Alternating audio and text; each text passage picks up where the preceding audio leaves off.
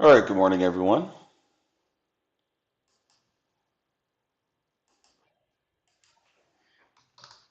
All right, it is Labor Day weekend, and therefore that means that on Monday there will be no pre-market pulse and there will be no coaching room. So please be sure to keep that in mind that on Monday there will be no trading at all. So therefore, enjoy the day off. And then we'll pick it up again on Tuesday.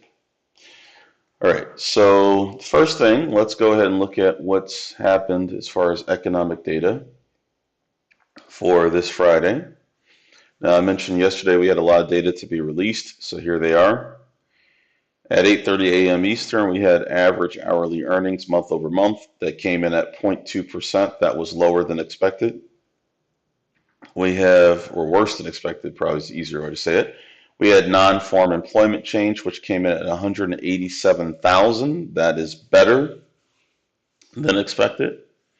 We had unemployment rate, which came in at 3.8%, which is worse than expected. Later on today at 9:45 a.m., we'll have final manufacturing PMI, which is not a major release. However, at 10 o'clock, we're going to have ISM manufacturing PMI, which is a major release. ISM manufacturing prices, which is a moderate release. And we have construction spending month over month, which is a less important release. All day long, we'll have Ward's total vehicle sales. Should not have a massive impact on the overall market. But if there's a massive change in this number, let's say that they're expecting, which they are, 15.5 million as the number. Let's say it comes in at 6 million or 5 million, then I think then this will become an important release. So since that's happening all day, we don't know when all the numbers will hit, but nevertheless, at 10 o'clock, that will be the last major report that's scheduled, a set of reports that are scheduled. Now, as always, good news typically is bad news. Anything that's good, that says some good things about the economy, typically leads to the expectation that the FOMC, the Federal Reserve, will speed up the rate or pace at which they're raising interest rates. Whereas anything that's bad news would be considered something that will slow them down. The market basically responds usually in the positive direction to bad news at this point. Anything that they think will stop the Fed from raising interest rates at a sharper pace. And anything that comes in that is good news typically has a bearish effect on the market. However, that's not something you can trade based upon after the news. You have to wait and see exactly how the market responds. Okay? All right.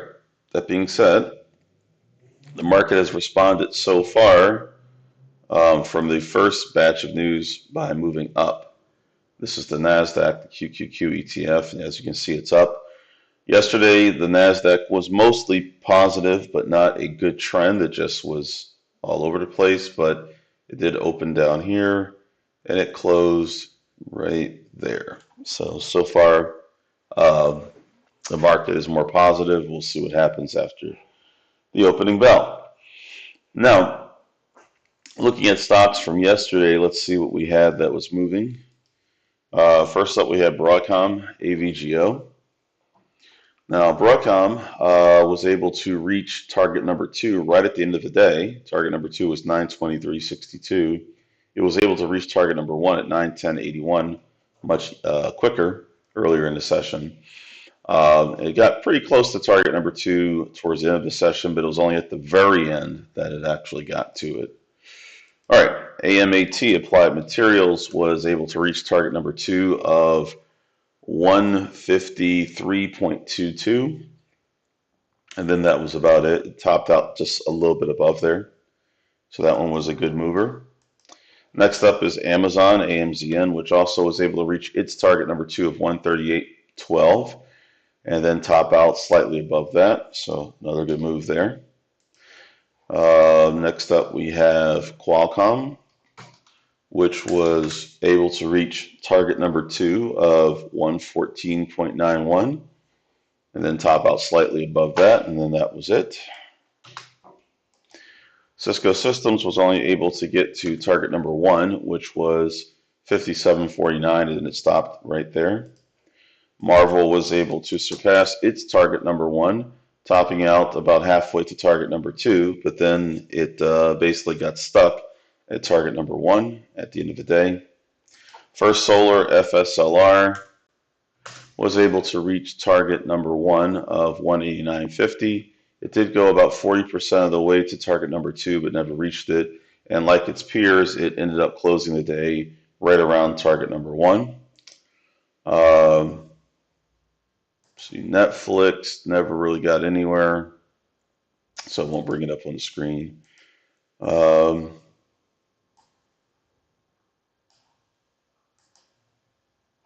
right, Google was interesting. It was able to reach target number 1 in this spike here, and then it completely sold off. So for some reason, it spiked up to target number 1 and actually went above it, went about 1/3 of the way to target number 2. Then shortly after that, it collapsed. That move collapsed and it never recovered. So Google briefly hit its T1, but then that was it. So no real opportunity there. But Array Biosciences, Array Biopharma, ARRY, was able to reach its target number 2 very quickly. Target number 2 was 25.98, and then after that, it collapsed. But it did get there first. Starbucks was bearish. One of you identified this in the room, and at first it was more bearish, but not extremely bearish, but it did get to target number 1 of 98.17 to the downside, and then right at the end of the day, it sold off completely in this little drop there to hit target number 2 of 97.34. So lastly, we have Meta, which was able to reach target number 1 of 299.90. Then after that, couldn't go any further, and then it sold off back to its opening price of the day. All right, so yesterday, not a huge number of great opportunities, and also yesterday, not a strong overall market trend, which of course is the reason why there weren't a lot of great opportunities. So now let's take a look at what's moving in the pre-market so we can get a sense for what's happening there. All right, so, sorry, 1 second.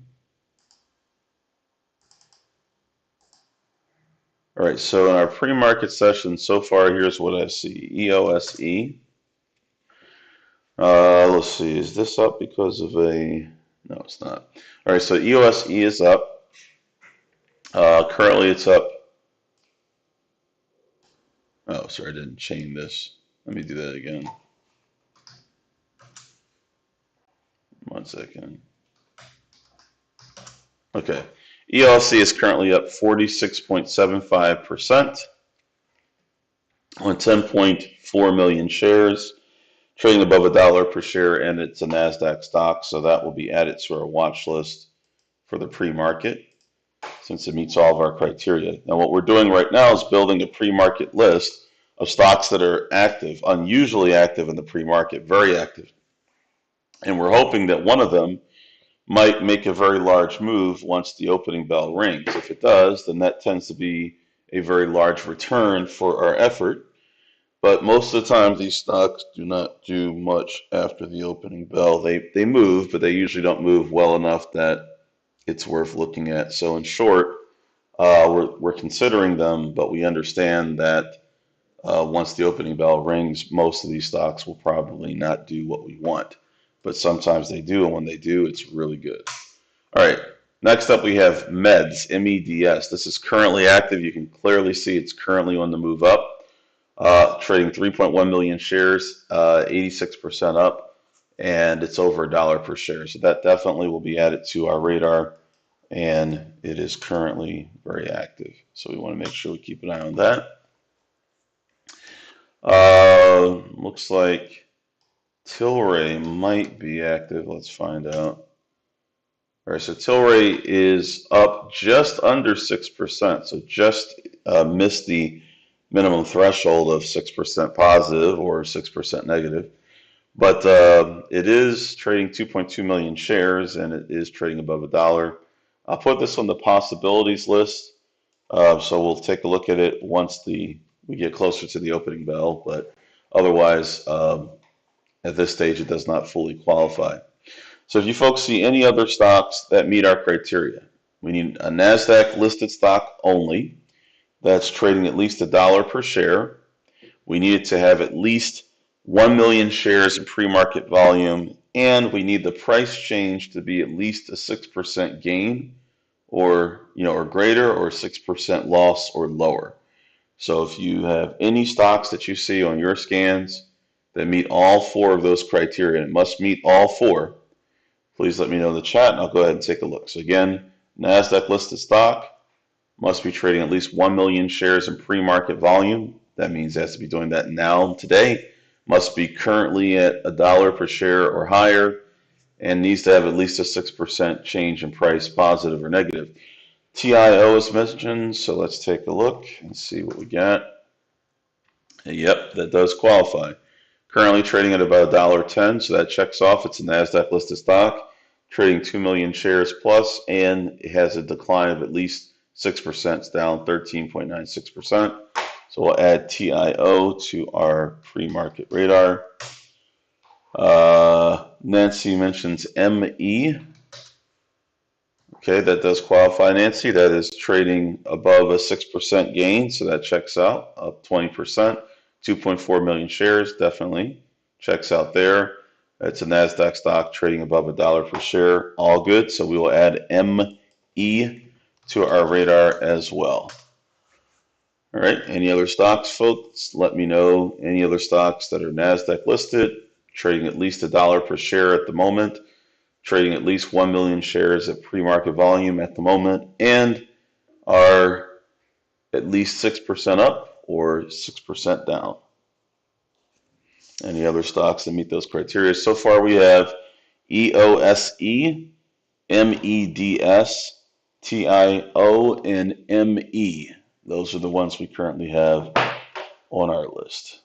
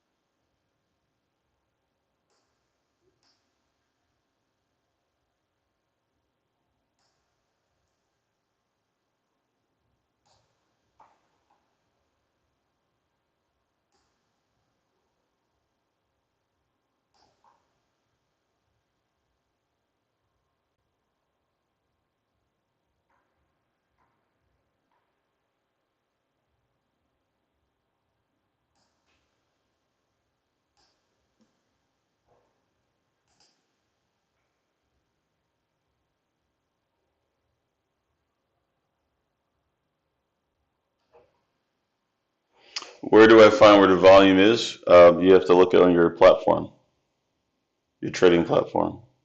So this is the current market volume, 2.4 million shares for ME. All right, Tesla was mentioned. Tesla, unfortunately, does not meet the criteria. It's only a 0.17% change. So that already puts it out of contention. Most likely a major stock will not meet the criteria for this list. So unless it's after earnings. Okay, so all the data, all the stats you need to know about whether or not the stock has met the criteria will be at the top of your platform. You'll see the percent change, the volume, etc. And if you're scanning, you just have to scan to find it. Well, those I'm going to repeat them in the coaching room anyway, so you don't have to worry about it now. But it's EOSEMEDS, TIO, and ME are the four.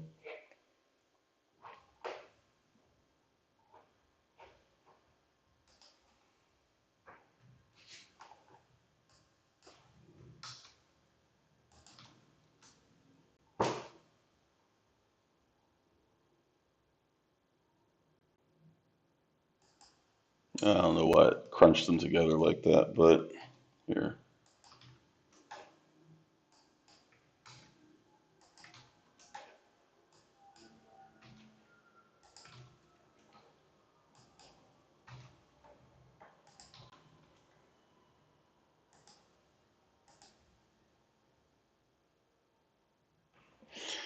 All right, folks. We'll go ahead and wrap up the pre-market pulse. Please be sure to like this video by clicking the like button. Please make sure you click the like button. Very important to click the like button. Also, be sure to subscribe to the channel. Also, very important that you're subscribed to this channel. If you're not already subscribed, be sure to do so. If you don't have a YouTube account so you can subscribe, just go ahead and set one up. It's very easy to create a YouTube account, especially if you have a Gmail account. All you have to do is click a button and it will automatically connect you. And make sure you're subscribed to the channel. That way, every time I upload a video that is relevant to you guys, you will get an alert to let you know that it's there. Also, every time I schedule a new broadcast, you'll know that it's there. Lastly, if you're not familiar with our company, but you've watched this video, which is publicly available, of course, please be sure to check out fundertrading.com, which is our website. You'll learn more about how we fund stocks and options traders. And other than that, for those of you who are part of the coaching program, I'll see you in the coaching room in about 22 minutes. And remember that on Monday, it is Labor Day, so we will not be doing the broadcast this Monday. We'll start up again on Tuesday. All right, folks, have a great holiday weekend. We'll see you soon. Take care.